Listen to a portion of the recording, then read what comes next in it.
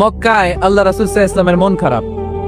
মক্কার দাওয়াতি কাজ বেগবান করার জন্য আল্লাহ রাসূল সাল্লাল্লাহু আলাইহি ওয়াসাল্লাম কেঁদে কেঁদে আল্লাহর কাছে দোয়া করলেন, আল্লাহ মক্কার 2 জনের একজন যেন কালিমা পড়ে মুসলমান হয়ে যায়। তাহাজ্জুদের নামাজ পড়ে চোখের পানি ছেড়ে ছেড়ে আল্লাহর কাছে দোয়া করলেন, আল্লাহ আল্লাহুম্মা আইজ্জাল ইসলাম বিআহাব্বির রাজুলাইনি ইনদাক। আল্লাহ মক্কার 2 জনের একজনকে আমি চাই, 2 জনের একজন। আবি জাহাল ইবনে হিশাম, হিশামের বেটা আবু জাহেল, অথবা ওমর ইবনে খাত্তাব, খাত্তাবের বেটা ওমর। আল্লাহ হয় আবু জাহেলরা আপনি ইসলামের ছায়াতলে আনেন, কিংবা ওমরে ফারুককে আনেন। আল্লাহ কার জন্য দোয়াটা কবুল করেছে জোরে বলেন।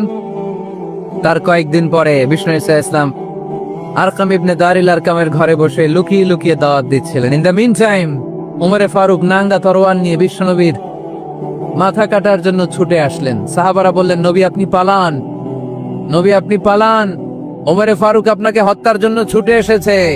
বিশ্বনবী বললেন, তোমরা সরে যাও, দরজাটা খুলে দাও।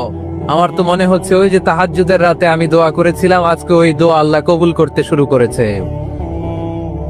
সাইয়েদনা ওমরে ফারুক তখনও কালিমা পড়েন নাই।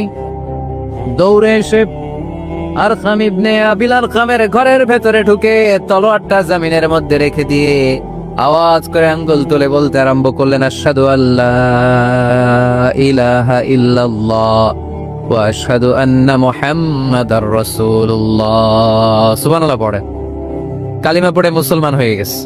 বিশ্বনবী খুশি হয়ে গেলেন। ওয়ালা সাউফা ইউতিকা রাব্বুকা ফাতারদা। নবী যখনই আপনার মন খারাপ, আপনার মনকে আমি ভালো করে দিব, আপনারে খুশি করে দিব। চিল্লায় পড়তে হবে আল্লাহু আকবার।